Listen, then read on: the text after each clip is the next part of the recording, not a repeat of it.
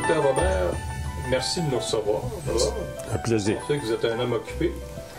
Mais on voulait prendre un peu de temps pour discuter avec vous de votre, pas simplement de votre parcours personnel, mais des causes que vous avez servies, des solidarités que vous avez développées avec des communautés, des personnes, et comment ça a influencé votre parcours, ça, ces contacts-là, ces expériences de vie que vous avez côtoyées.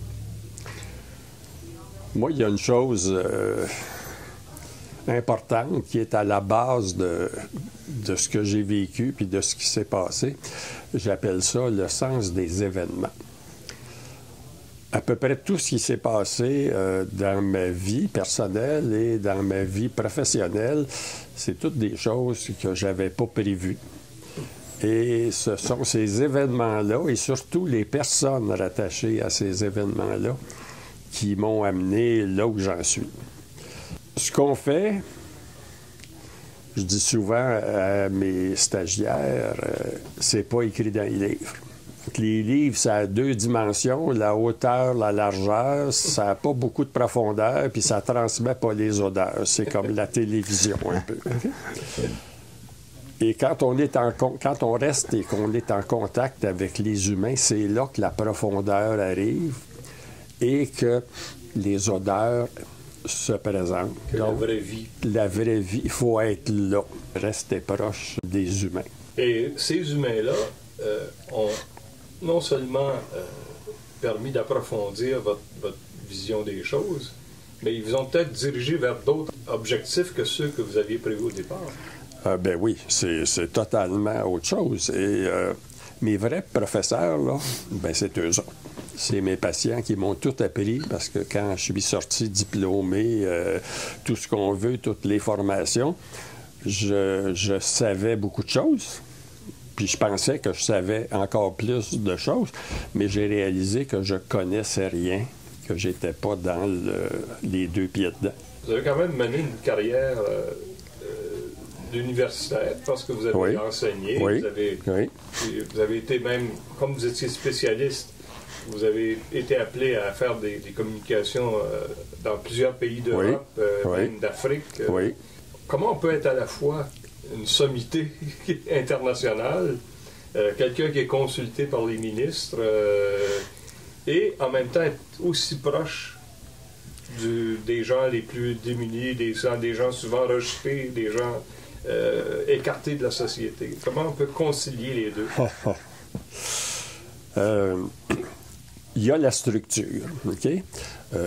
Ministre, structure politique, universitaire et tout ça, c'est une chose. Mais ces structures-là, ce sont des humains qui sont dedans. Et quand quelqu'un dans la structure a un problème et qu'on se rend compte qu'il m'appelle, c'est l'aspect humain. Et le sida, au début, ça a été ça. Quand quelqu'un dans un ministère m'appelle en dehors des heures pour me dire « Écoute, tu t'occuperais-tu de ma fille puis que ça ne se sache pas? » Quand le cardinal Léger m'a appelé, puis il me dit « Peux-tu vous rencontrer? » Je suis allé le voir. Il était en fauteuil roulant, là, retraité. Puis il me dit si jamais on avait de nos membres qui étaient atteints, est-ce que je peux vous les envoyer discrètement? J'ai dit oui. Dans toute structure déshumanisée, froide, accaparante, qui bouffe les meilleures intentions, il y a toujours des humains qui sont là. Et c'est ça qui... Ce sont ces événements-là qui m'ont amené à apprendre, pouvoir œuvrer.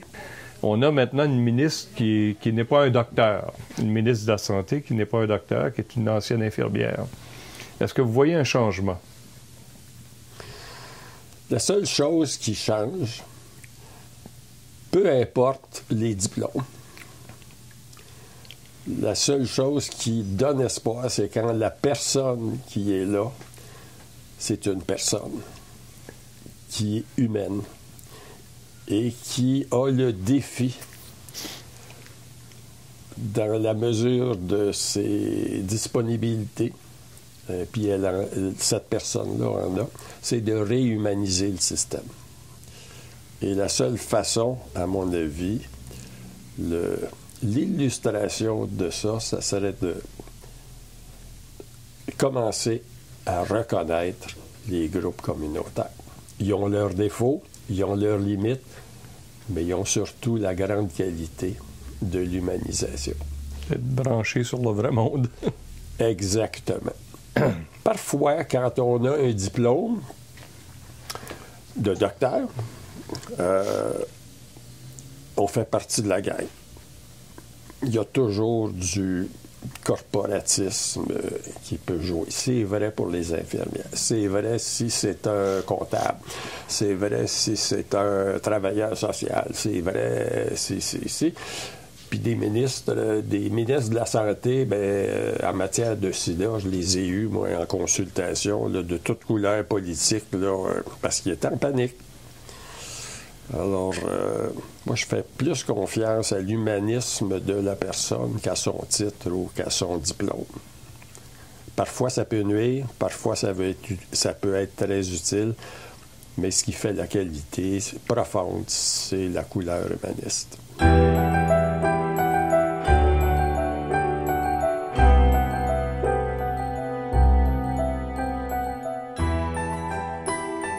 Il y a eu un événement personnel dans votre vie. Alors que vous étiez étudiant en médecine, vous avez été atteint de la tuberculose. Oui. Et je pense que ça a marqué votre vie. Ça a été la bascule très importante. On est en 1963, donc je viens d'avoir 25 ans. Je viens d'être diplômé, je viens d'être reçu médecin de famille. Et une nuit, je suis de garde aux urgences à Saint-Luc, puis je tousse un peu, moi qui fumais pas.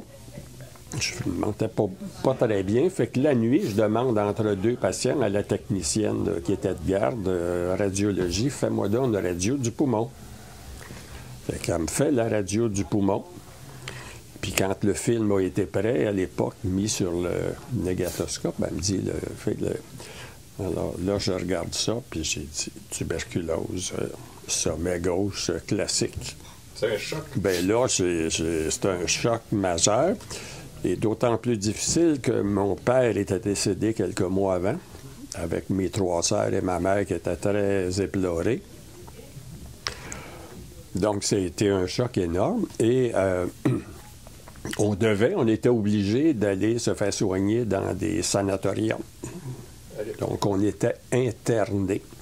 Donc, j'ai été interné comme jeune médecin.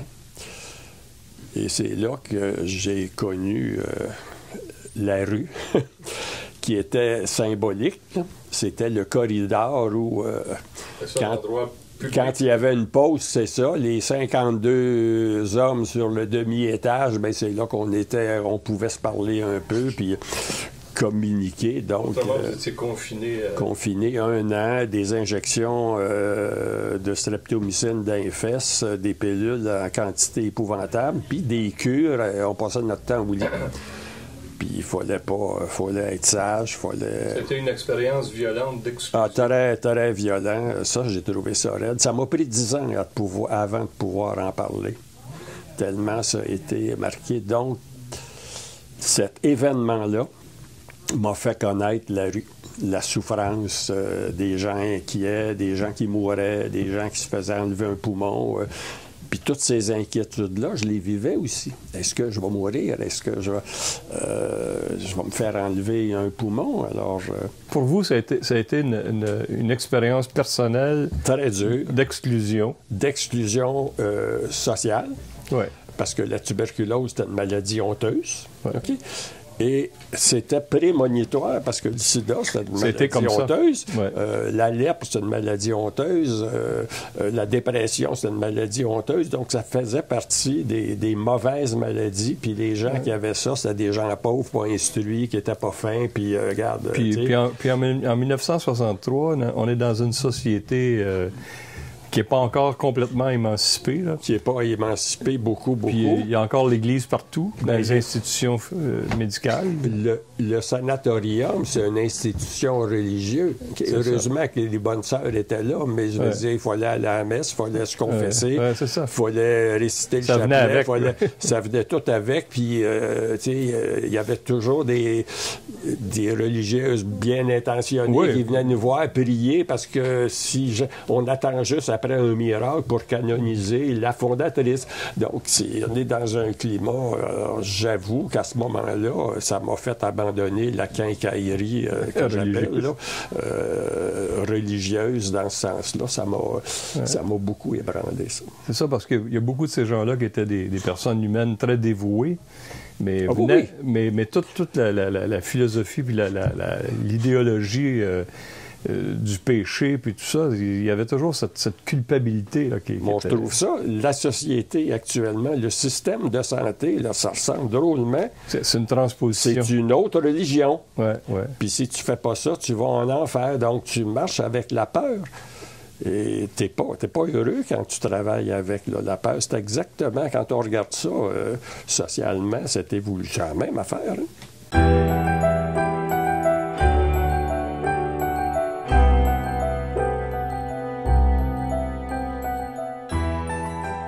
Donc, il y a ces premières expériences-là de contact avec des personnes exclues de la société, des prostituées. Vous découvrez leur monde, vous découvrez ce qu'elles vivent. Ça change votre attitude comme intervenant, comme médecin. Et à cette époque-là, c'est le début là, de cette notion de santé communautaire. Vous êtes allé là par hasard ou parce que vous aviez décidé d'aller là à Saint-Luc? D'abord, j'avais fait des stages à Saint-Luc. D'abord, comme étudiant, j'avais fait du bénévolat, au laboratoire de Saint-Luc, avec des collègues du collège. On était ensemble, donc j'ai fréquenté le lieu physique. Et je reviens aux événements. Ma tuberculose, les autres patients me posaient des questions. Toi, là, le docteur, explique-nous donc ça. Alors, là, c'était le microbe et tout ça. Alors, c'est comme ça que quand je suis sorti de mon internement, j'ai été attiré par les maladies infectieuses. J'avais eu des cours à l'université, mais j'avais été bien, mais je veux dire, c'était pas là-dedans que j'aurais choisi d'aller.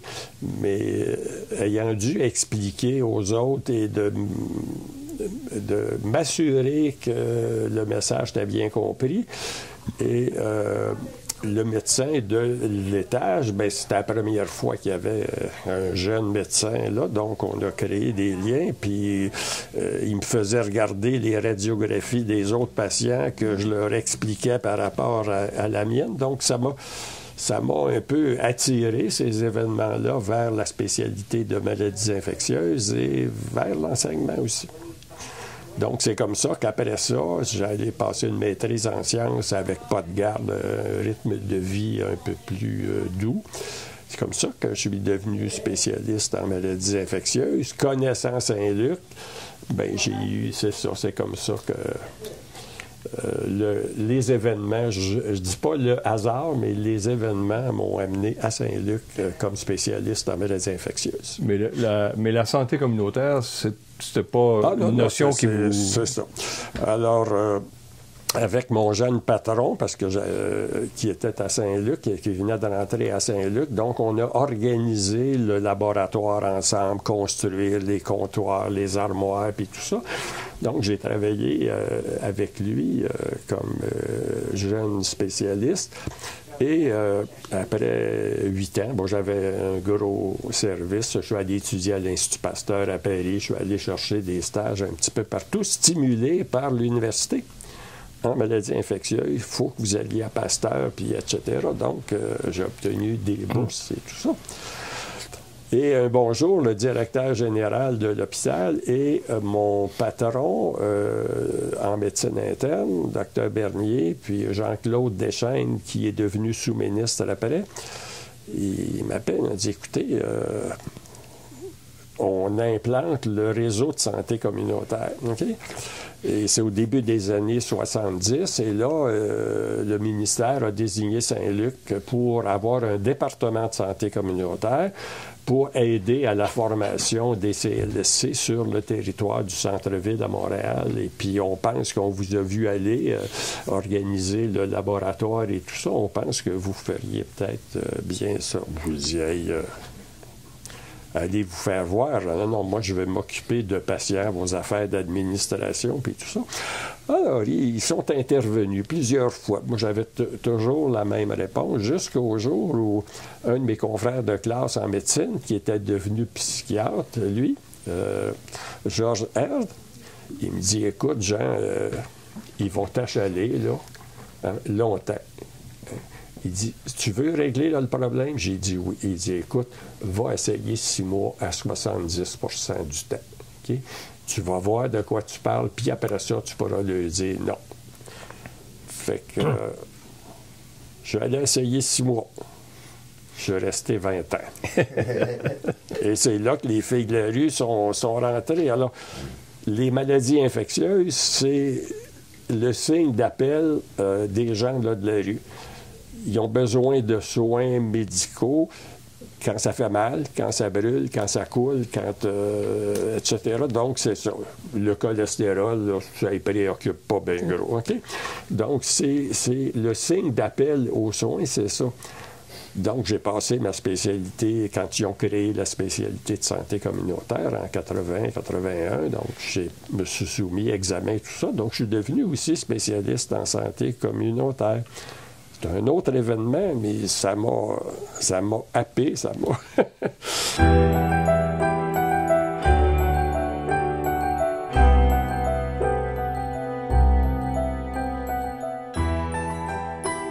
Comment les premières fois où vous avez été mis en contact avec des personnes en difficulté, mais souvent rejetées par la société ou par les institutions, comment vous avez vécu ça? Je vais me rappeler le premier cours que j'ai eu des gens de la rue. Je commençais à Saint-Luc, en santé communautaire. Santé communautaire. C'est ça. Et il n'y avait pas de service pour les gens là, de la rue. Et les filles de la rue, les prostituées, il était venu un groupe en disant, bien, écoutez, santé communautaire, vous devez vous occuper de nous autres et tout ça. Alors, je les ai reçus de fil en aiguille. Évidemment, on avait eu une petite éclosion de syphilis dans des maisons de rencontre. Alors, les filles étaient inquiètes et ils sont venus nous voir. Avec Denise Lapanne, qui était une infirmière qui a travaillé, avec qui j'ai beaucoup travaillé à l'époque. Et bien, ils m'ont parlé de la syphilis. Fait que moi, dans ma tête, j'ai récité le livre. J'ai dit oui, c'était le microbe qui portait le nom, puis etc. Puis je me suis mis à... On soigne ça de telle façon. Et voilà, puis bon, c'est des injections, puis tout ça. À un moment donné, il y en a une un peu plus grande, là, qui était la chef, si j'ose dire. Elle se lève.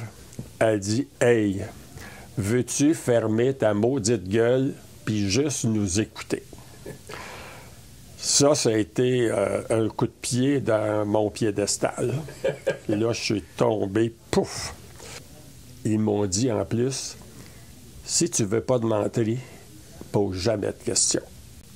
Quand on sera en confiance, on te dira bien ce qu'on voudra te dire, puis contente-toi de ça. » C'est ça qui a été mon premier choc de terrain avec les filles de la rue. C'était dur à prendre, ça? Ou... Oh, j'ai trouvé ça dur, parce que là, j'avais pas appris ça, moi, à l'université. Non, ça ne faisait pas partie du cursus. Pas du tout. Ça m'a obligé à apprendre à me taire.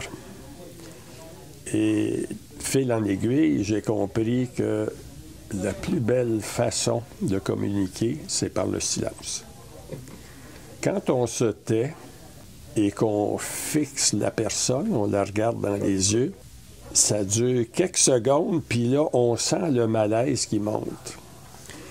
Et les filles de la rue, ils sentaient le malaise, leur malaise, puis le mien aussi. Puis là, j'ouvrais mon livre de sciences, puis je me disais, bon, telle page, quelle question que je vais leur poser. Et là, j'ai appris que ce petit malaise-là, c'est un outil essentiel. Et la personne concernée, il faut que je calme mon angoisse et que la personne concernée, dans sa petite souffrance, brise le silence. La leçon de ça, c'est que le silence appartient à la personne qui va le rompre. Une fois qu'on fait ça, et qu'on a acquis ce réflexe-là de se taire et de communiquer par ses yeux, parce que on entend avec ses oreilles, mais on écoute avec ses yeux. Donc, la communication passe par là. Et si on est accaparé par l'ordinateur, qu'on est en train d'écrire, qu'on regarde l'heure, on n'écoute pas. On entend, mais on n'écoute pas. Ça, les filles de la rue m'ont montré quand ils m'ont amené me promener sur la rue Sainte-Catherine à Montréal en disant « Viens faire un tour, on va te montrer ce que c'est. » Comment ça se passe. Elle me disait « Tu vois-tu... la fille, là, en jupe courte ou rouge, là, hein? Ça, là, c'est une policière déguisée en guidoune pour nous surveiller. Et? Ah, ça, c'est un avocat, je l'ai vu à la cour l'autre jour. Ah, ça, c'est un policier. Garde bien, là, garde la voiture de police qui s'en vient, là. Garde bien ça, quand elle va passer à côté de nous autres, elle va ralentir, puis le chauffeur va nous regarder. C'est exactement ce qui s'est passé. On dit, regarde, là. L'Hôtel de France, au coin de la rue de Billion et Sainte-Catherine. Vois-tu la fille qui est là? Regarde le monsieur avec un imperméable qui s'en vient. Là, regarde, il va ralentir. Hein? Puis il va demander du feu à la fille. C'est exactement ce qui s'est passé. Puis on était en face, là, dit, regarde bien, il va rentrer à l'hôtel avec la fille par la porte sur la rue Sainte-Catherine. Puis il vérifie, dans 14 minutes, il va sortir par la petite porte de côté, sur la rue de Bullion. Fait que là, j'ai compris que ces gens-là, c'est pas ce qu'on dit qui compte, c'est pas ce qu'on fait, c'est ce qu'on dégage. Et la confiance est là. L'autre leçon, c'est les détenus. Ce que j'ai rencontré sur la rue et tout, des armoires à glace, comme on dit, des taupins. Et il y en a un jour qui me regarde et il me dit « Pourquoi tu as peur de moi? » Alors moi, je dis « Non, j'ai pas peur. » Il dit « Hey, ils t'ont pas appris à ne pas mentir à l'université? T'as peur. » Puis j'ai été obligé de dire, ben ça paraît-tu tant que ça? Il m'a dit, c'est évident, on le sent. Et c'est comme ça que je me suis habitué à ne pas avoir vraiment peur petit à petit. Donc, les visites suivantes, et il me disait, ah, t'as moins peur. Puis après ça, c'est moi qui demandais, est-ce que j'ai encore peur de toi? Il me disait, encore un petit peu, ça va. Donc, j'ai appris comme ça. L'essence de l'art du communautaire. Moi, j'ai travaillé en prison comme consultant à 20 ans. J'ai jamais eu de problème. Donc, j'ai beaucoup appris. Puis mes profs, c'est ce monde-là. Ça, c'était, comme vous l'avez dit, c'était très loin de tous les enseignements que vous aviez reçus. Ah, ça, c'est, rien eu là-dessus. J'ai basculé là-dedans, c'est sûr.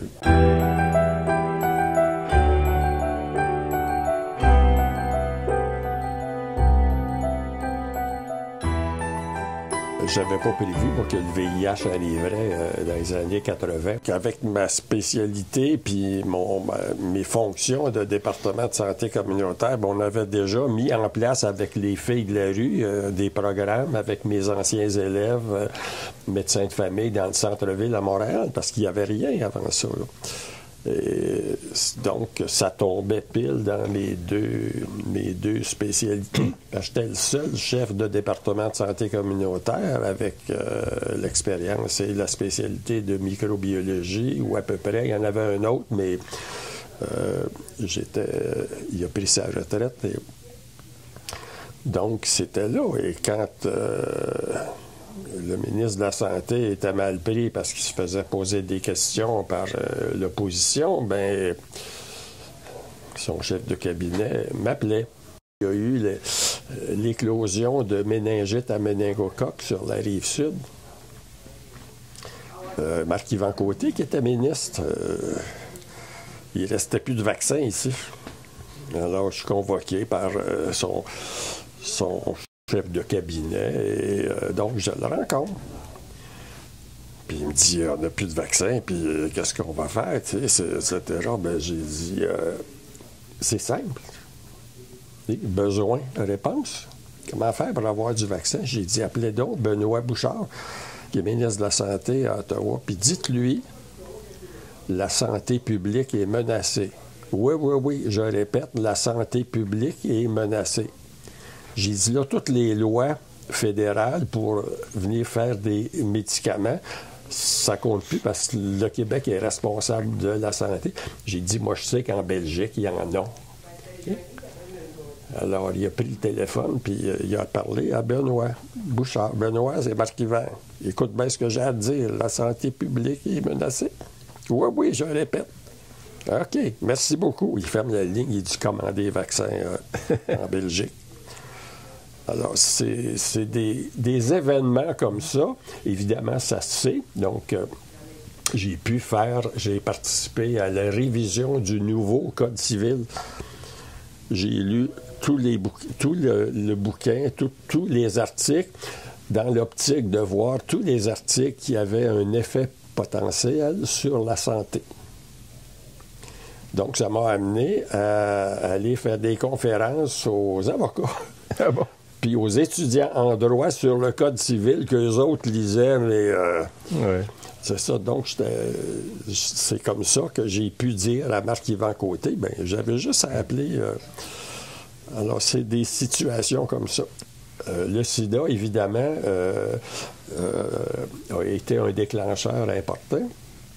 Et le directeur général de Saint-Luc, Jean-Claude Deschênes, qui était devenu sous-ministre, il dit, écoute, il y a le laboratoire du ministère, il faut que ça sorte ça de la structure, ça ne marche pas. Il dit, je te nomme directeur scientifique, plein mandat, tu fais ce que tu veux, carte blanche, organise-moi ça. Alors, je suis allé 3 ans, directeur scientifique du laboratoire du ministère, qui est devenu le laboratoire de santé publique du Québec, qui est devenu une composante de l'Institut national de santé publique. C'est mes recommandations de 1981. On est en 80, dans les années 80, 81. Moi, j'ai fait construire un laboratoire de haute sécurité dans les locaux. Ancien à Pasteur, Luc Montagnier, Pasteur. Donc, je suis allé rencontrer Luc Montagnier, qui a identifié qui a isolé avec sa collègue Sinoussi, qui a vu le VIH. Alors, je suis allé le rencontrer, on a jasé, puis comme ancien pasteurien, il y a eu un excellent contact. Mais c'est comme ça que je suis revenu avec... j'ai procuré sa souche, au laboratoire de santé publique du Québec. On a fait la culture du virus. Même les Américains sont venus apprendre comment faire chez nous. Alors, c'est des situations, le sida a amené, puis moi, comme pasteurien, ben, j'avais mes entrées. Donc, je suis allé faire le tour. Je suis allé à Londres, dans différents pays en Europe, en Suisse, à l'OMS. Et de l'OMS, le directeur que j'ai rencontré à l'occasion du sida et tout ça, c'était un grand ami d'un professeur de l'Université de Paris, André Ciboulet. Fait qu'il me dit, ça serait bien que tu le rencontres. Je suis allé rencontrer André Ciboulet. Bien, il dit, pendant que vous êtes là, on a le cours international sur le sida, majorité africain. Bien, il dit, on vous invite à venir parler aux gens. C'est comme ça. Alors, d'année en année, j'ai fait ça 26 ans. Et à 60, 70 élèves par année, là, j'avais à la fin là, 8 jours pleins en fil. Là. Pas de cours, animation, etc. Donc, ça m'a amené de là, de mes élèves. Je suis allé à Moscou, c'était un jeune médecin que j'ai eu à Paris. C'est comme ça que je suis allé enseigner en Calédonie. C'est des chaînes de contact. Des chaînes de contact. Donc, ce sont des événements qui sont venus me chercher. Et... C'est ça, c'était pas une carrière c'était pas planifié du tout. Pas du tout. Et puis, je fais ça encore. Il faut être très ouvert au sens des événements. Puis y répondre sur le champ. Et voilà. Parce que la réponse est là. Le feu est pris, ben on ne se pose pas à quelle page du livre. On ne fait pas un comité d'études sur la stratégie à développer. On fait ça après. Puis on apprend que si on n'arrose pas, on va se mordre les pouces. J'aurais donc dû arroser. C'est ça. Il faut avoir cette disponibilité-là. Puis je me dis, où est-ce que j'ai appris ça? Bien, j'ai appris ça le jour où on m'a interné de force pour ma tuberculose. On y revient. Pas choisi, mais avec le recul, j'ai profité de cette souffrance-là pour apprendre.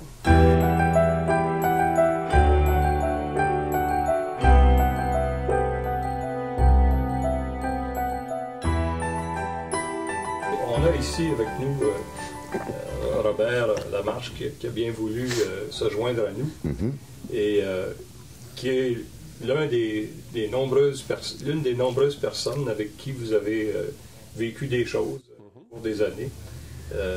J'aimerais ça qu'on en parle un petit peu. Comment en es-tu venu à connaître le docteur Robert? OK, ben, par le passé, moi, j'étais itinérant à Montréal. Et puis, j'avais contracté le VIH et l'hépatite C aussi. À un moment donné, je n'étais plus capable de fonctionner. Et puis, j'ai décidé de m'en venir comme plus dans les Laurentides. Quitter Montréal, qui était mon lieu de consommation extrême. Et puis, c'est ça, je suis parti de là-bas sur le pouce, avec pas une scène dans les poches. Puis, j'ai fait du pouce, puis je me suis retrouvé en avant de la cathédrale. On m'a atterri là. Puis là, ben, j'entendais du bruit, puis j'avais faim. Hein. Je commençais à avoir faim pas mal. Puis là, j'entendais une petite festivité, puis c'était à la vieille gare. Puis là, ben, il y avait un panier de pommes là, en avant d'un camper. Là. Puis je demandais à la personne, j'ai dit, peux-tu prendre une pomme? Oui, tu peux toutes les prendre. Moi, j'arrivais de Centre Sida Secours, qui était à Montréal. Puis là, je me lève les yeux, puis je vois une pancarte, Centre Sida Amitié. Fait que là, j'ai dit, hey, c'est drôle, hein? La vie m'emmène aussi où c'est que faut que je sois. Puis là, ben, j'avais rencontré justement quelqu'un qui travaillait ici. Fait que lui, il m'a fait rencontrer le CSA, la bâtisse du CSA, qui était autrefois dans un autre bâtiment, c'était tout petit. Ouais. En même temps, ben, il y avait un centre d'hébergement d'urgence. Puis, ben, eux autres, ils me parlaient d'un médecin. Moi, je n'avais pas de médecin. Fait que là, ils m'ont présenté Dr. Jean Robert. On a discuté pendant à peu près 1 heure au moins. Hein? Parce que moi, je suis une personne insécure. Puis je fais pas confiance à grand monde. Disons que je faisais pas confiance à personne ben dans ce temps-là. Puis ça m'a pris ce temps-là pour pouvoir que le contact se fasse. Puis le contact s'est fait à la seconde même que je l'ai vu. Ça a été ça un peu l'aventure de ma rencontre avec le Dr. Jean Robert. Ouais. Puis là, comment c'est la suite des choses? Qu'est-ce qui s'est passé par la suite? Tu as fréquenté de façon générale, de façon courante mon Dieu, la clinique et le centre, c'est mon médecin, premièrement. C'est celui qui s'occupe de ma santé, autant physique que mentale. J'ai un suivi depuis 2001. que je suivis avec ce monde-là, ce beau monde-là, qui était rendu comme ma famille.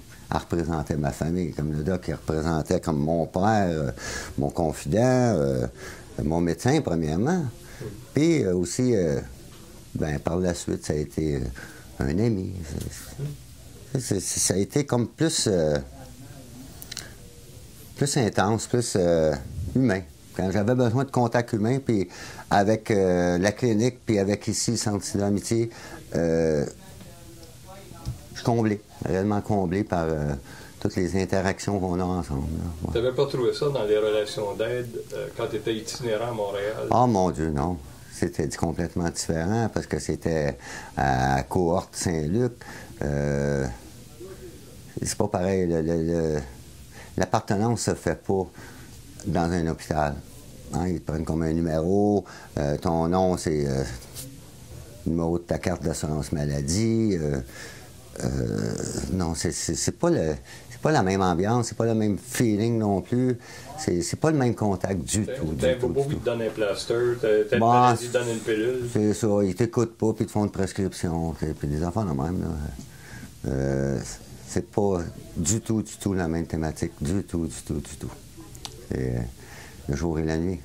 Puis ça, avoir trouvé comme ça une sorte de soutien qui est en quelque sorte une famille. Oui.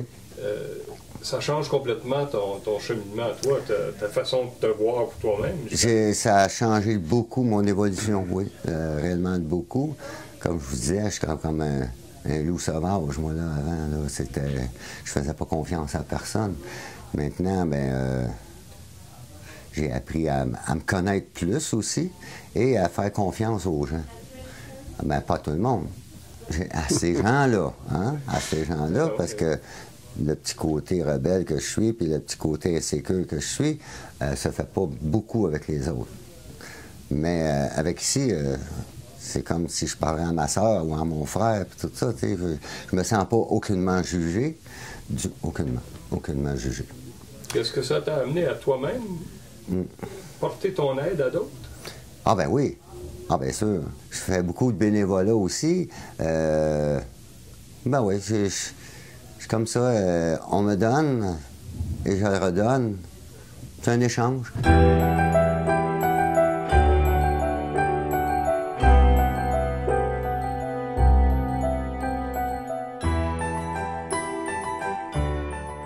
Avec l'évolution de la médecine, avec l'évolution de la médication et tout ça, aujourd'hui, ceux qui vivent avec le VIH peuvent dire « je suis indétectable, donc intransmissible, I égale I ». Moi, je suis fier, je suis content réellement, ça m'a enlevé beaucoup de lourdeur sur les épaules côté vision de la société. Puis, mais la société ne le savent pas encore assez. Parce qu'il y a encore beaucoup de préjugés à cet égard-là. Beaucoup de gens qui fuient. J'ai pas de copine, c'est pas pour rien. Parce qu'ils sont pas instruits là-dessus encore. Ils n'ont pas assez eu d'informations à ce sujet-là. Fait que beaucoup de la société juge encore comme quoi que je suis comme un sidatique qui est en train de mourir. Ouais. L'évolution a changé. Non seulement tu es en train de mourir, mais tu peux tuer tout le monde autour de toi. Ah mon Dieu, c'est un danger public. Pour eux autres. C'est plus ça. C'est vraiment plus ça. Mais il y a encore ce genre de croyance ou de préjugés. C'est encore honteux. Et même parfois dans le système de santé. Ah oui. Ben, il faut mettre des gants, puis un masque, puis des lunettes. Des lunettes, puis sur le dossier, c'est marqué toxicomane, VIH, donc Richard Arnois, il dit, hein, mets des gants, mets-en deux, puis oublie pas, mets des gants, tu sais, c'est ça que... Puis pourtant... La perception est là encore. C'est assez incroyable parce que les connaissances scientifiques nous disent que ça ne se transmet pas par une poignée de main. Mais quand on fait ça, on est dans le domaine, moi j'appelle ça la savance. Les gens qui savent, plus le paquet de gens qui pensent qu'ils savent. J'appelle ça la savance. Mais la connaissance, ben c'est la personne qui est là, c'est le visage et le nom, puis... Juste le toucher. Je le sais qu'il est VIH, je le sais mais la chaleur, la communication du toucher, quand les gens, quand ils ont accès à des soins, ils me touchent plus, ils prennent plus ma pression, ils me serrent plus à la main. Oups, il ferme la porte, puis isolement. Ça, c'est du ressenti. Hein, ça fait mal. Ouais. Mais ce qui me fascine, moi, c'est que c'est bon, que des gens dans le grand public connaissent mal ces choses-là, puis entretiennent des croyances. Mais quand tu vois des gens du secteur de la santé, des techniciens, des employés, qui ont encore ce genre de... Comment... C'est comme un genre de muraille pour cacher leur ignorance. Je les blâme pas de ne pas savoir, mais c'est une façon, en se disant, nous, on est des soignants, donc on est au-dessus. Moi, quand j'ai eu ma tuberculose, jeune médecin, à 25 ans, là, j'ai perdu ça. Là. Puis les autres patients qui n'étaient pas des médecins, ils me disaient, bien, on n'est pas sûr, c'est-tu vrai que tu es un docteur? Je disais, bien oui. Mais voyons, qu'est-ce que tu fais ici? C'est pas possible qu'un docteur si jeune, il attrape notre maudite maladie. C'est ça que... Ouais. Ça, quand j'ai vécu ça, là, ça m'a, au niveau philosophique même, au niveau sociologique, là, ça change les perceptions de place. Hein.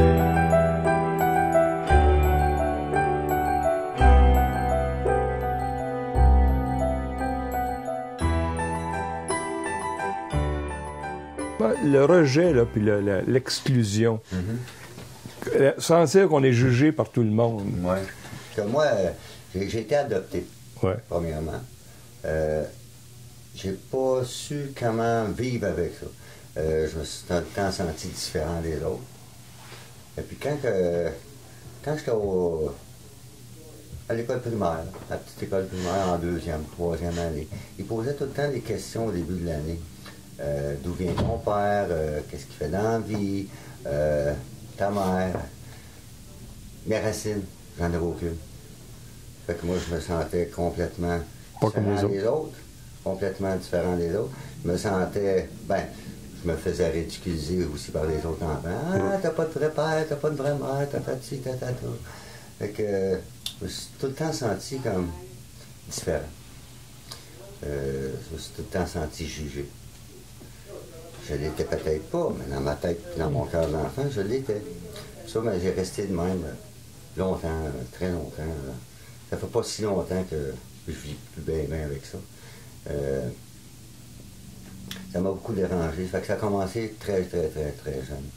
À pas me sentir compris. Premièrement, aussi, je me sentais pas faire partie de la famille. Parce que moi, l'importance de la famille, c'est d'avoir le même sang. Puis, j'avais pas le même sang que personne. Chez nous, mes frères et mes sœurs étaient aussi adoptés. Fait qu'on n'avait pas aucun lien de sang.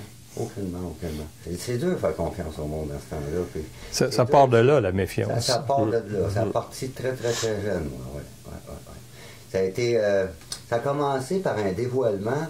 On était chez des vieux, mon oncle et ma tante dans le nord. Là. Puis... je jouais à cachette, puis j'étais caché en dessous des marches. Puis les autres étaient comme dans la cuisine. Tu sais, les maisons, dans ce temps-là, il y avait des marches dans la cuisine, puis ces affaires-là. Fait que là, il avait parlé d'adoption, puis on parlera pas trop fort. Bon, c'est pas grave, il le sait.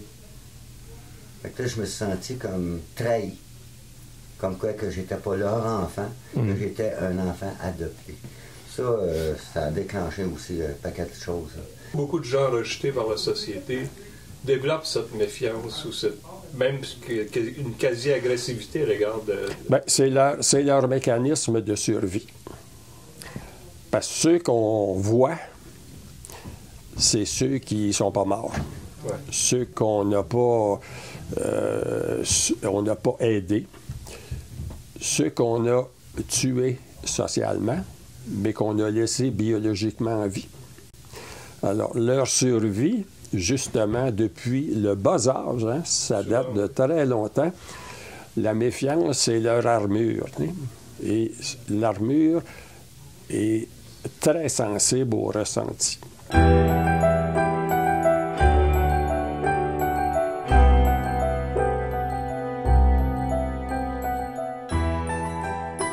Tout ce qui s'est passé avec le développement de l'approche communautaire, les difficultés, puis sa marginalisation, si on veut, est-ce que vous retrouvez quelque chose de semblable, par exemple, face au phénomène de la drogue qui se répand dans notre société?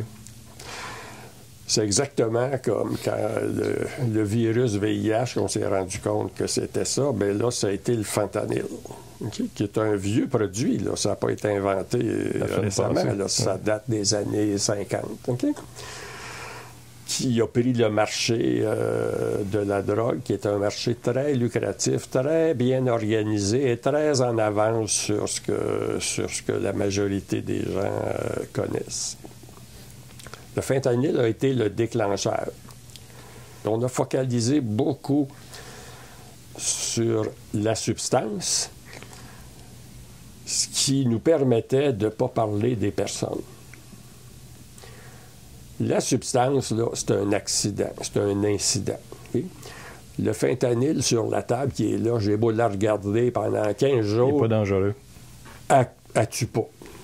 Okay? C'est le geste de la consommer qui peut exposer quelqu'un à une intoxication qui est facilement mortelle si on n'est pas habitué à consommer la substance. La structure dans laquelle on vit sait beaucoup de choses.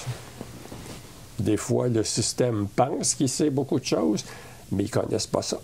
Ils n'ont pas les pieds dedans. Ils savent qu'il y a de la pauvreté, mais ils n'ont jamais été pauvres. Ils savent qu'il y a de la drogue, mais je ne me drogue pas. Donc, ils sont mal pris. Ils sont mal pris, puis la façon dont la structure semble se déprendre, c'est en faisant des comités. Des rencontres, des réunions, on va faire une étude, puis dans 2-3 ans, mais là, c'est là maintenant, les gens meurent maintenant, OK? On le vit, nous autres, comme organisme communautaire, parce qu'on sait, les gens de la rue, ils savent quoi faire, ils savent comment faire, ils savent quand le faire, puis ils le font, mais sans ressources à leur propre système. Alors, c'est la capacité du communautaire à détecter, à ressentir le besoin immédiat et de faire le pont entre le fentanyl puis l'analoxone, qui est le contre-poison. Mettre ça ensemble assez vite. C'est juste faire ça. Alors, quand Mallory, qui témoigne dans mon livre, arrive dans mon bureau au mois de septembre 2017, en pleurs, puis c'est une fille patiente que je suis depuis là, longtemps, une jeune, elle me dit, écoute, ça n'a pas d'allure. Depuis le mois de juin, on est en septembre, ça fait 8 de mes chums que je perds de surdose. Elle me dit, ça me prend de l'analoxone. Besoin, solution. Je prends mon téléphone, j'appelle la pharmacie du coin. Avez-vous de l'analoxone? Il dit oui, j'ai une petite boîte de 10 doses. J'ai dit, c'est parfait, je l'achète. Combien? 23,10 la dose. Parfait, amenez-moi ça. J'ai pris l'analoxone avec les 5, puis j'ai donné ça je résume, là, j'ai fait ça à Mallory. L'analoxone, t'en vente libre. Ah bon? Puis n'importe qui peut aller en chercher, puis... Et voilà. Okay. Et voilà. Après ça, elle me dit, veux-tu bien me dire ce qu'ils mettent dans la drogue qu'ils nous vendent pour qu'on ne sache pas ce qu'on consomme puis qu'on meurt? Bien, j'ai dit, c'est facile. Fais pipi dans le pot, là, puis avec des languettes, on va pouvoir te dire s'il y a du fentanyl ou pas qui est dedans. Alors, c'est comme ça qu'on a mis sur pied, en répondant à ces deux besoins-là de la rue, à un besoin immédiat, criant, basé non pas sur la substance, mais sur la personne qui souffrait de la substance. Puis on se rend compte que les gens qui consomment juste une drogue, là, c'est à peine 11% des consommateurs. 89 %, ils consomment 2, 3, 8, 10, 12 produits en même temps. Sans le savoir. Puis ils achètent ça comme du dilodide ou ils achètent ça comme de la coke, mais il n'y a pas juste ça dedans. Il y a des médicaments vétérinaires, il y a des anesthésiques. C'est hallucinant, les mélanges. Donc, il faut se débarrasser de la substance qui nous a amenés à réaliser que, ben oui, que la drogue était là, puis qu'on ne sera jamais capable d'éliminer la drogue. Fait qu'arrêtons de... Donc, c'est ça qui est un des exemples vécus maintenant. Puis c'est comme ça dans tous les événements qui se passent. Le coronavirus, c'est la même affaire. La lèpre, ça a été la même chose. Donc, on retombe. La tuberculose, ça a été la même chose. Donc, on retombe dans les mêmes... Notre système est de moins en moins adéquat pour faire face à ça parce qu'il est trop... Il ne connaît pas. Il connaît le pas. Le système ne connaît pas dans le sens d'avoir les pieds dedans. C'est plus facile de manipuler des chiffres que de collaborer avec des humains. Donc, et pour le système, je suis très méchant quand je dis ça, il ne m'aime pas, mais la réalité, c'est ça. C'est que ce qui ne se mesure pas, ce qui ne se comptabilise pas, c'est comme si ça n'existait pas. Puis je disais à des gens récemment, avez-vous un bonheuromètre? Le bonheur, est-ce que ça se mesure? Donc, le bonheur n'existe pas. Alors, la contradiction de la structurose ou de la bureaucratose, c'est ça. Oui, on a besoin d'outils, mais il faut que ça soit au service des gens et non l'inverse. Puis ça se bâtit sans de grands moyens, souvent, puisque vous en êtes la preuve. Des petits gestes simples. Nous, depuis qu'on a la naloxone, là, qu'on sait, des gens de la rue directement présents, ça fait 11 vies qu'on sauve. Carrément. Carrément, OK? Et 9 des 11, ce sont des consommateurs, des co-consommateurs qui étaient là, puis qui ont sorti leur trousse, puis qui ont injecté. Les 2 autres, c'est des policiers qu'on a formés qui ont injecté. Mais à date, là, ça fait 11 qu'on connaît. Oui. C'est des cas très précis. Vous savez, on a la variole. Oui. 1870, là, on a eu une grosse épidémie de variole ici. Okay? Comme on n'avait rien, il n'y avait pas de médicaments, on a demandé aux juges de régler le problème.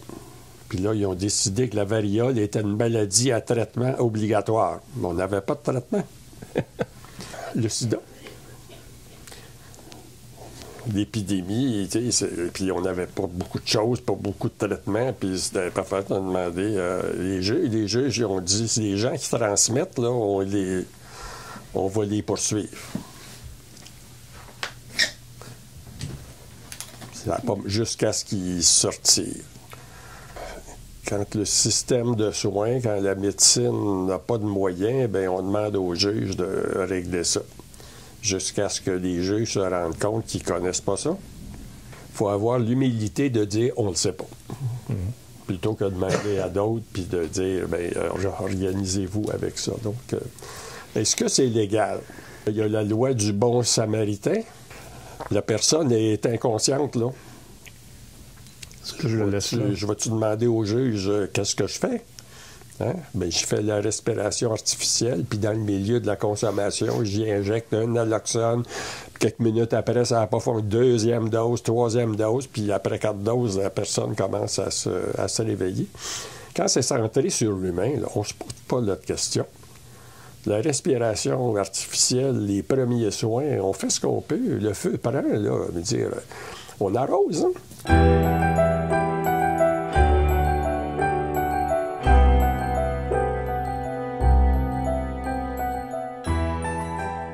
Toi, Robert, as-tu vécu personnellement ou tu as été témoin de situations très, très critiques où c'est l'entraide entre personnes exclues qui a sauvé des vies? Oui. C'est quelqu'un qui a sauvé la mienne. Oui. Il n'y a pas si longtemps. J'ai fait une overdose de cocaïne. sûrement il y avait quelque chose comme ça dedans. Et puis il m'a réanimé avec justement tout Alexandre qui avait suivi ici la formation, puis qui m'en a fait prendre, et que ça m'a ramené. Honnêtement, ça a marché. Sans cette personne-là qui était à tes côtés, j'ai aucune idée. C'était très fort, c'était très différent de ce que je consommais, puis pourtant c'était vendu comme de la coke. Ouais. Il y avait sûrement un mélange dedans, puis ouais, par chance qu'il avait suivi la formation, puis qui était présent avec moi, parce que d'après moi, je ne serais plus ici de ce monde. Ouais. C'est un des 11, ça. C'est un des 11. OK. OK. Là, je fais un dévoilement, je n'ai pas parlé bien. C'est la première fois qu'il en parle. Moi, c'est réellement pour aider les autres. Ouais. Pour sauver des vies. Ben, c'est ça qui est important. Moi, c'est ça qui est le plus important. Oui. Mais c'est la première fois que tu en parles? Oui. Qu'est-ce que ça te fait? Ça punche un peu. Oui. Faut dire. Oui. Puis après coup? Après coup? Ben, après coup. Je me sens libéré, tu sais. Voilà. T'es fier? Ben oui. Ça t'a fait du bien? Ben, je sens que j'évolue, tu sais, puis que c'est ça. En plein ça. Alors, les gens qui témoignent dans un cadre chaleureux, ils le sentent, ça leur fait du bien. Un cadre amical et ouvert. Voilà. Un cadre réceptif. Alors, vous venez d'en vivre un, là, c'est des petites choses comme ça, mais qui lui font du bien, puis qui permettent d'humaniser l'analoxone et la survie. Oui, absolument. Et la solidarité entre les junkies, comme on dit. Oui, ça c'est beaucoup plus grand, parce que souvent, il y a une sorte de mépris global. On se dit, bon, les autres, c'est à part. On ne peut pas imaginer qu'ils ont des rapports humains. On est humains comme tous les autres. Qui ont des rapports humains constructifs, puis même de soutien, puis tout ça. À Saint-Luc, par la fenêtre, je voyais le carré Vigée. Ah, mon Dieu. Il y a une solidarité là-dedans, là. Tous les sans-abri les intoxiqués, tout ça. Ah, ben oui. Il y a une solidarité là-dedans, là. C'est une force. On sent ça que la souffrance. Et moi, je disais souvent, ben ça, c'est la guerre du carré Vigée. La solidarité des combattants. Ouais.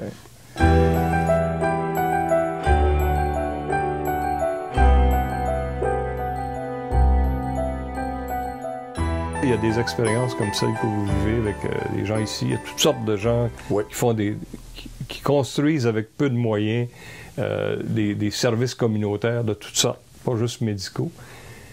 Est-ce que c'est là qu'est l'espoir qu'on peut quand même garder? L'espoir est vivant. L'espoir est là, et c'est les nombreux groupes communautaires qui ont cet esprit de solidarité. Des groupes, pas des milliers, là, des petits groupes, géographiquement pas loin, psychologiquement, socialement, qui se ressemblent. Il y en a partout. Okay? Le système est indifférent aux communautaires. Autrement dit, il est voilé, mais c'est comme ça. Et leur indifférence, c'est la plus belle forme, la plus expressive forme de mépris. Le milieu communautaire ressent le mépris du système. Et le système, ben c'est facile, ils ont juste à couper les fonds. Ouais. Les groupes communautaires tombent, ferment. Alors, on dit, regardez, là, ils sont bons à rien. Quand ils ont eu des difficultés, ils ont été obligés de fermer. Il a réouvert avec Robert Piché, qui s'est dévoué, qui a tout reparti ça. Ça a duré 1 mois. Il a fait des levées de fonds et tout ça. Mélaric, qui est un gros centre, avait une capacité assez remarquable pour les détenus. Ah, aussi? Oui, c'est un programme très musclé, pas facile. Puis ils ont fait le film La Cure. Okay. C'est mes patients qui sont là-dedans. Okay? Ça, c'est le mois où ils ont réouvert. Et ce qui les a tués, c'est que le système judiciaire n'envoyait plus de détenus en thérapie, en payant, et tout ça. Et leur majeur, c'était ça. Ouais. Donc, ça a fermé. L'avenir, c'est dans le retour à l'esprit communautaire, pas comme structure, mais comme approche, puis comme objectif, qui est de répondre aux besoins des gens au moment où ils ont des besoins, de ne pas attendre des comités, puis tout ça. On fera ça plus tard pour démontrer ça. Professionnellement, moi, je mets beaucoup de confiance dans les infirmières praticiennes spécialisées. J'enseigne à l'UQO maintenant, ici, je suis professeur. Et l'avenir est là parce qu'il y a beaucoup, beaucoup de choses que les médecins auraient pu faire dans les vrais CLSC que ces infirmières spécialisées peuvent faire. Non seulement peuvent faire, mais elles le font. Elles le font déjà. Elles commencent à le faire et ce sont des gens dont le stéréotype social est encore adaptable, est encore malléable. Et ils sont en train de marquer le territoire pour prendre leur place comme co-soignants importants. C'est là que l'avenir, et c'est une non-structure, et il faut que le système très structuré, professionnel, les envoie d'abord dans le communautaire. Il y a des besoins énormes, puis je ne suis pas sûr qu'on a toujours besoin du médecin directement sur place. Donc, l'avenir, oui. Retour à l'esprit communautaire, à l'humilité du système communautaire, mais à l'efficacité dans des résultats qui ne se mesurent pas. À part de dire que Robert est encore en vie, là, qu'il ne fait pas partie de la gang de morts, là, qu'est-ce qu'on va dire en chiffres? Ouais. Puis la gang de morts, c'est tous ceux qu'on oublie. Ça, tous ceux qui ne parlent pas. Ils n'existent plus, là. C'est ça. Donc, c'est cette méchanceté incrustée dans une structure verticale où qui va décider, qui mène, et le plaisir du pouvoir apparent. Dans la structure, actuellement, quelqu'un, à quelque niveau que ce soit, quand il y a un dossier qui arrive, s'il regarde ça, il dit oui, il passe ça à son boss. Quelle preuve il a de son pouvoir apparent? Il n'a pas, il a passé ça à d'autres. Pouvoir apparent, c'est de dire non. Et il est payé pour filtrer, pour éliminer tous ceux qui ne cadrent pas. Donc, le moindrement que sur 12 critères, il y en a un qui est là. Ah, c'est pas ça. Ah, vous repasserez. Donc, c'est ça la méchanceté du système pour ses propres ressources humaines. Et le plus important, c'est pas la ressource financière, c'est la ressource humaine. Les groupes communautaires fonctionnent beaucoup, beaucoup avec cette richesse incomparable de l'expérience du merdier. Mm-hmm. Les gens qui œuvrent comme personnel dans les centres, ils sont tous passés par là, soit directement ou indirectement. C'est ça qui fait leur conviction, leur humanisme, c'est qu'ils sont passés par là. Et des gens qui s'en sortent, comme Robert, il aide les autres de toutes sortes de façons très, très simples. Ça, c'est une richesse incroyable, qui n'est pas universitaire, mais qui est humaine et qui existe. C'est cette ressource-là qu'il faut savoir, pas exploiter, mais utiliser. Et permettre et les laisser faire. Ils savent quoi faire, ils savent quand le faire. On posera les questions après.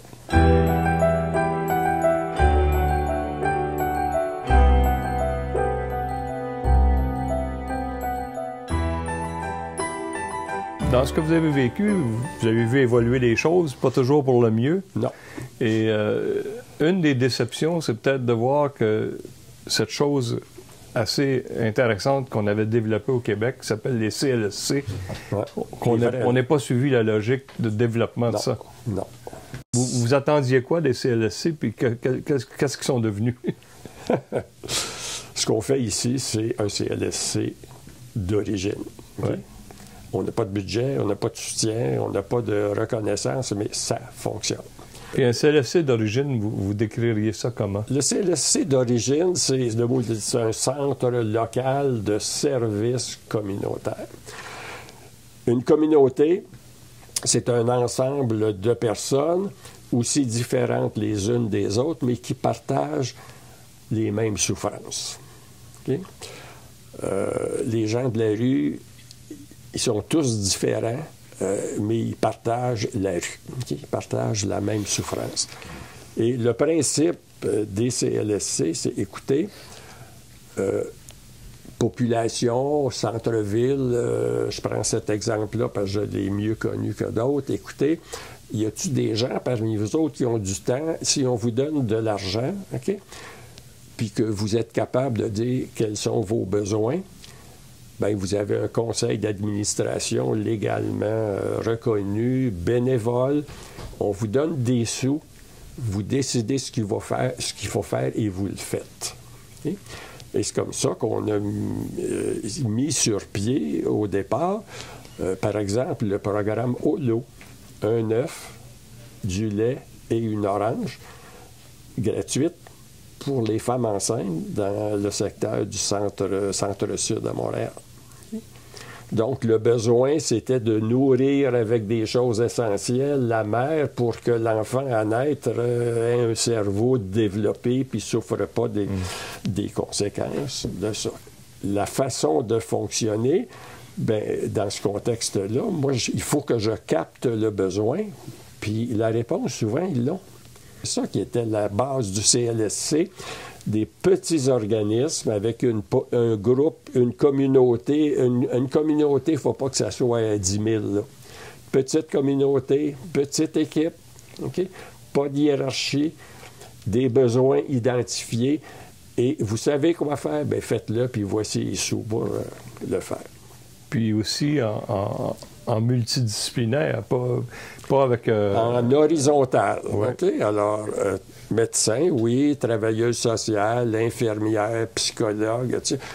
Okay? Physiothérapeute. C'est ça. On se partage les responsabilités.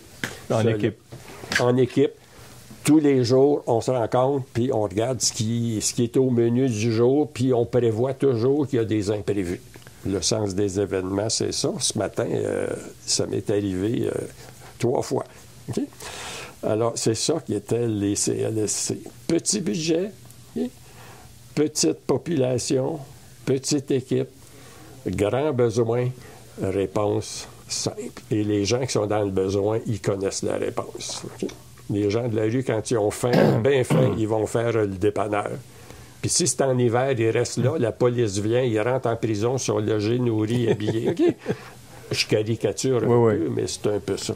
Non, puis il y a ça, de ne pas avoir maintenu et développé cette formule-là, ça a occasionné des problèmes qu'on vit aujourd'hui. Je sais pas, moi, les urgences engorgées, les hôpitaux débordants. Le système travaille à la verticale. Okay? C'est comme une vraie tour Eiffel, là. Okay? Puis pour tenir, ben tout le monde a peur qu'il y ait un boulon qui lâche, puis donc ça fait pas des services adaptés, ça. C'est ça, puis c'est ce qui fait aussi que beaucoup de gens ne peuvent pas donner leur plein rendement dans le système, parce que le système est fait, il leur demande pas ça. Non. Il leur demande remplis telle case. Puis... C'est une usine. C'est une usine à production. Et il n'y a pas grande gratification à visser des boulons du matin au soir. Non, puis souvent, il y a de l'épuisement qui ne devrait pas survenir. Moi, je dis souvent aux stagiaires que j'ai, aux étudiants en médecine ou ailleurs, là, faites bien attention. Okay? Si la tâche que vous avez vous fait du bien à 70 %, vous allez tolérer le 30 % de chinoiserie de bureau. Si c'est l'inverse, là, dans 3 ans, vous êtes en dépression. Okay? Et c'est ça qui se vit. Donc, Ils sont en épuisement, en dépression. Ils font juste ce qui est écrit dans le livre et puis ils ne se trompent pas parce qu'ils ont suivi ce qui était écrit dans le livre. C'est ça qui fait la souffrance du système, c'est la déshumanisation. On avait un instrument qui pouvait être très, très bénéfique pour la population, pour la société. Puis on l'a bureaucratisé. Quand on met des budgets, il y a toujours quelqu'un qui dit « Donne-moi le budget, je vais faire beaucoup mieux. » Moi, je sais quoi faire. Et les CLSC, la pierre d'achoppement, ça a été les docteurs. Les médecins, okay? Nos fédérations de médecins spécialistes, omnipraticiens, le Collège des médecins, ils ont fait des pressions et des campagnes en disant « Écoutez, vous allez perdre votre autorité, c'est plus vous autres qui allez mener. Vous allez devoir parler à des travailleurs sociaux, puis tout ça. » Et la phrase clé, c'était « Bien, si vous allez là-dedans, vous allez faire de la médecine communiste. » Donc, le recrutement des médecins a été très, très maigre. Il y en a qui y sont allés, mais la participation des médecins n'était pas là. Robert et Dr Robert, je vous remercie de la générosité avec laquelle vous nous avez fait part de votre vécu, de toutes vos réflexions très riches. Je pense que ça va profiter à beaucoup de ceux qui vont prendre le temps de vous écouter. Merci beaucoup. Merci à vous.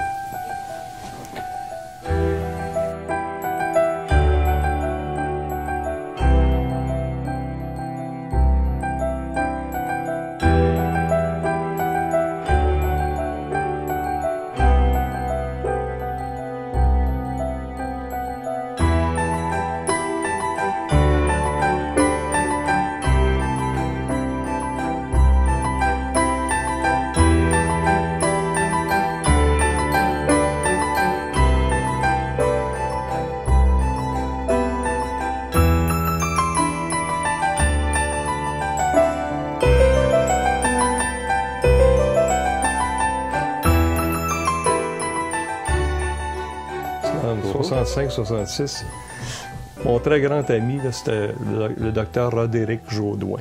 Je ne sais pas si j'ai entendu ce nom. Le nom me dit de quoi? C'était un médecin de famille. Ben oui. Mais c'était un médecin des pauvres aussi. Et il y avait plein de clients. Il n'y avait pas de carte d'assurance maladie, mais il y a des gens qui étaient capables de payer, d'autres n'étaient pas capables. Des gens avaient des assurances, d'autres n'en avaient pas. Lui, il accueillait tout le monde, mais il débordait beaucoup aussi son rôle de médecin.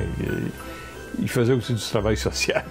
Ben, c'est son rôle de médecin, c'est ça, les silos. On voit plus ça beaucoup aujourd'hui. Ben non, les silos, puis ils se parlent pas, hein? Moi, je dis souvent... moi, je me souviens, nous avions... Le spécialiste de la narine gauche, puis le spécialiste de la narine droite, puis ils sont pas capables de dire si les deux narines respirent en même temps.